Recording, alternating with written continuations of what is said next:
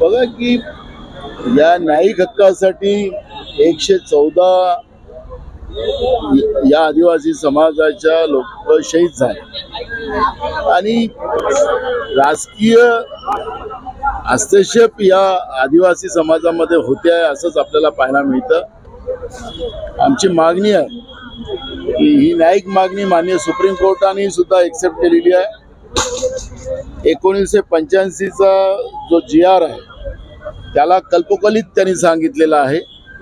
हा 1985 चा GR रद्द करून सरसकट या गोंडगोवारी समाजाला आदिवासीचं जात प्रमाणपत्र आणि व्हॅलिडिटी द्यावी ही भूमिका काँग्रेस पक्षाची आहे। महाराष्ट्रामध्ये गुंडाराज चाललेला आहे, तो काही लपलेला नाही आहे।